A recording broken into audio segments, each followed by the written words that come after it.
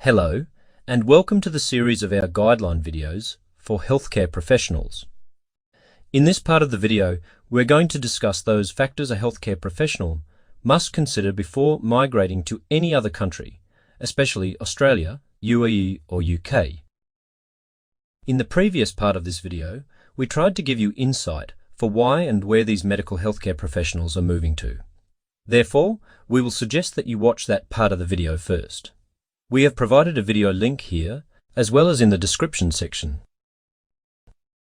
This is Dr. Mohammed from Interface Medical Education, and I will try to provide you with complete details regarding certain variables one must consider before determining which country is the best for him or her as a healthcare professional, since each country has its unique offers. This is why I believe that this topic and the judgment that must be made are subjective.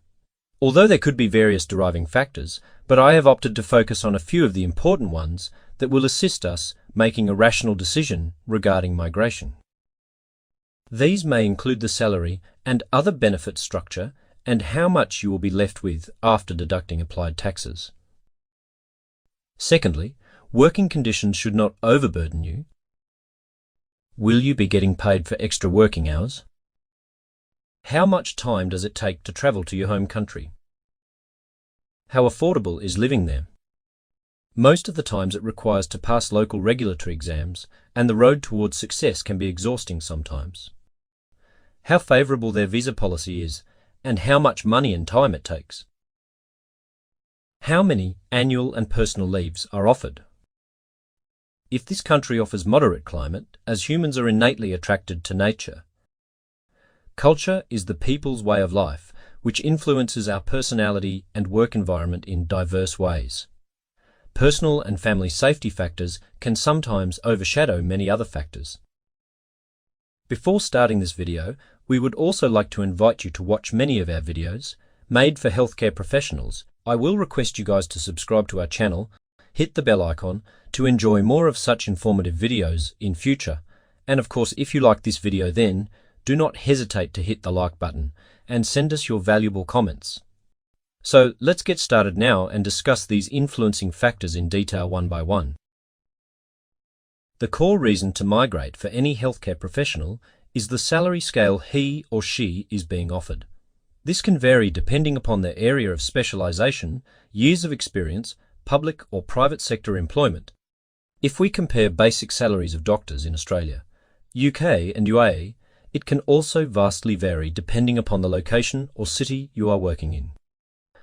While comparing salary, L2 in Australia is equivalent to JHO, which is Junior House Officer in UK. Tentatively, your basic annual salary during this stage in Australia will be 100,000 Australian dollars, whereas in the UK, it can be at the downside, where your annual salary can be about 70,000 Australian dollars.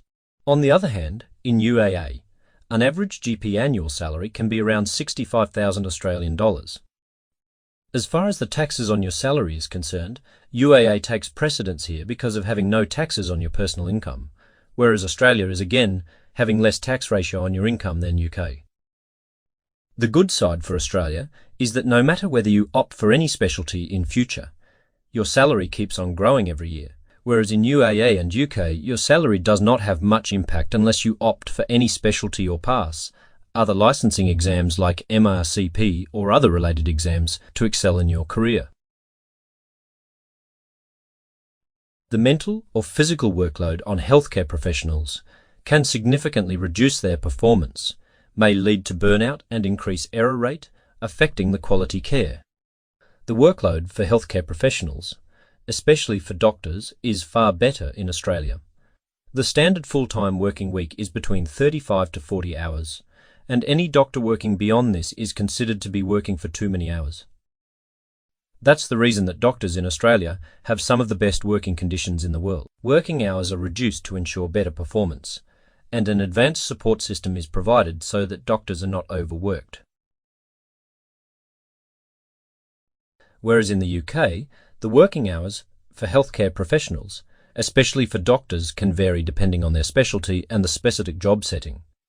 Junior doctors working in NHS hospitals generally follow a shift system, which can involve working long hours, including nights and weekends.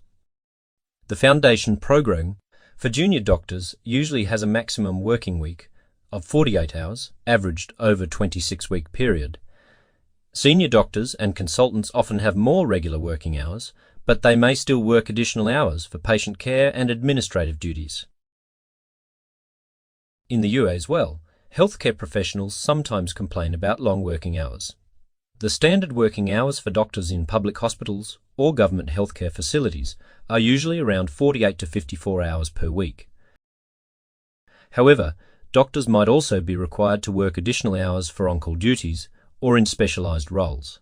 According to a recent study of UAE, medical undergraduates, even medical students, here face greater risk of burnout and are more likely to abandon their careers due to workload. This factor not just benefits healthcare professionals who want to earn extra, but also helps to overcome the shortage of healthcare professionals. But is it like more hours equals to more money? Not necessarily true for different healthcare systems in different countries.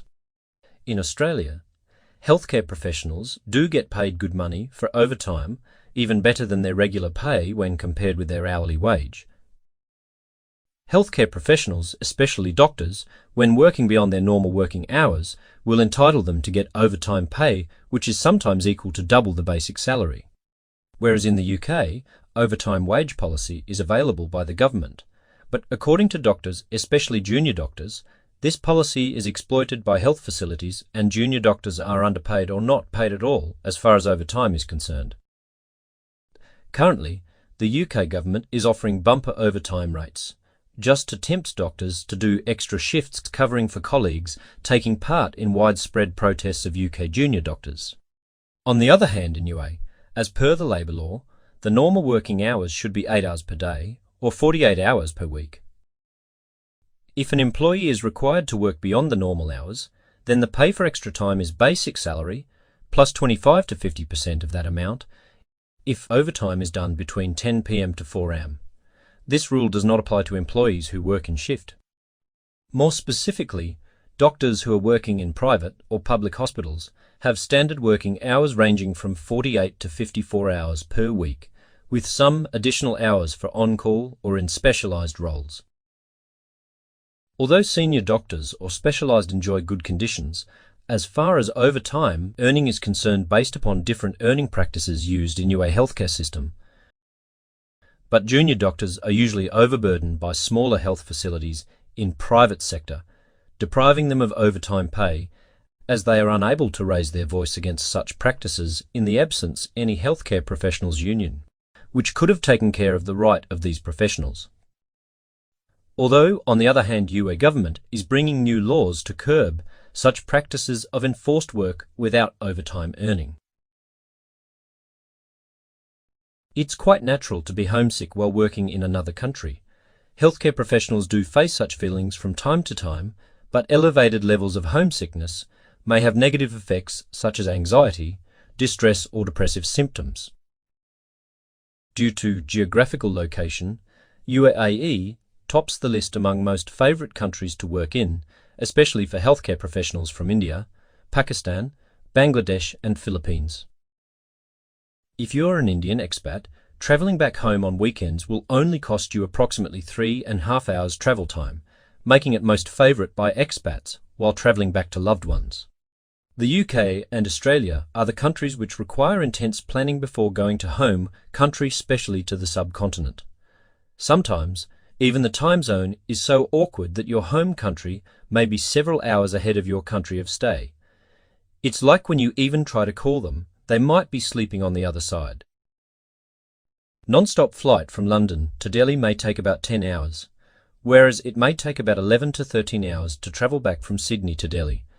Although we haven't discussed the travelling cost here, it also hugely influences your decision for travelling back to your loved ones. The cost of living is of course one of the factors to think about when considering relocating to a new country as a healthcare professional. This may include food, housing, taxes, utility bills, transportation and other related issues. Settling there alone or with family may also impact your consideration. It basically revolves around the question of how much you will be able to save after all these costs. When we compare consumer prices, taxes, transportation and utility bills, UAE is at far brighter side when comparing with UK and Australia.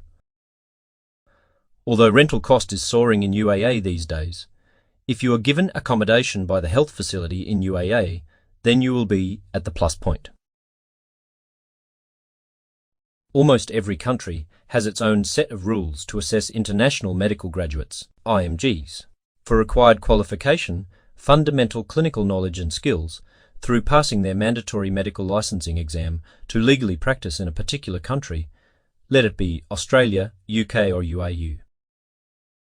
Such exams usually cover a wide range of medical topics for doctors, including basic sciences, clinical medicine, ethics, patient care, and legal regulations related to medical practice. For Australia, APRA is the main health regulatory authority here. There are about 15 national boards work under APRA.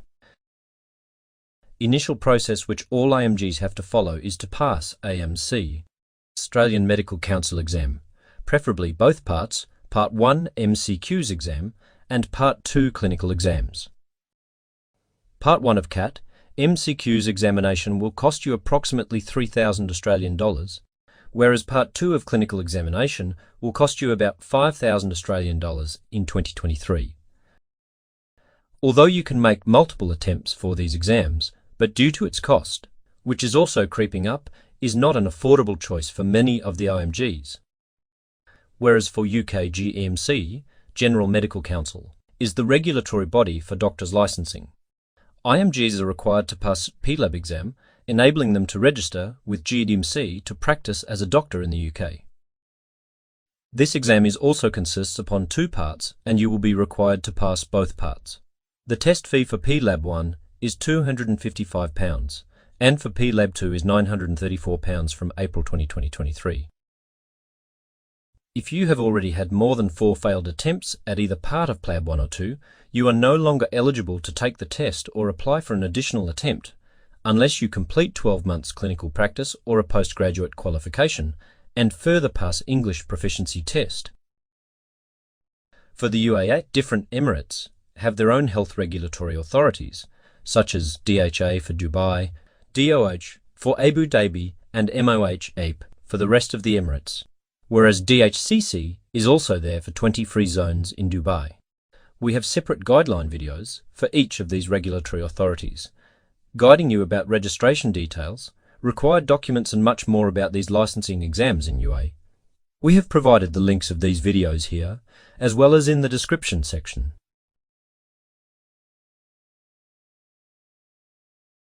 Passing a single licensing exam in UAE can help you to practice within the other regulatory authority's domain through simply transferring your license to your desired new license. We have discussed this process in our other guideline videos. The link is provided here as well as in the description section.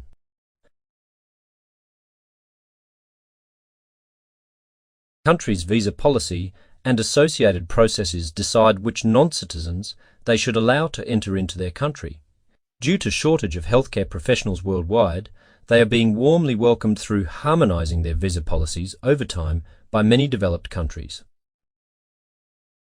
The UEA Golden Visa is a step towards attracting highly skilled professionals from around the world, where healthcare professionals, especially doctors, can live a happy life dominated by luxury and perfection, as this visa offers special advantages to its holder. For comprehensive details regarding the Golden Visa, kindly watch our detailed guideline video. We have provided the link here as well as in the description. On the other hand, migrating to the UK from the subcontinent can take longer than you might expect due to their visa policy and its associated complex and multi-layered processes, especially for healthcare professionals from the subcontinent. For a doctor, you first need GMC registration, PLAB medical license, and get a valid visa for the UK. Whereas to work in Australia as a healthcare professional, you will need to apply for either permanent visa or temporary working visa, depending upon your circumstances. Like for doctor, you can simply pass AMC Part 1 only, then process through standard pathway and move to Australia. For competent authority pathway, the IMG doctor who has passed USMLE PLAD, LMCC, NZ Rex, and obtained the required experience in that country, then he or she will be able to pursue this pathway. Although there is a specialist pathway also, but I will not go into details of it in this video. In short, getting an Australian visa and understanding the related processes will require you to have prior knowledge and availability of the required documents so that you can smoothly apply for the required process by yourself. In almost all of the developed countries, annual leaves and holidays are paid leaves. The number of leaves may vary as per country or even health facility you are employed at. The bright side for IMGs working in Australia and sometime in UAE is that you can stack your holidays to be used at any specific time for vacations. But in UK, it is quite rare that you will be able to stack these holidays and have them at a single time due to strict conditions of advance notices which rarely materialise. There are 14 public holidays in the UAE, plus 30 calendar days of annual leaves.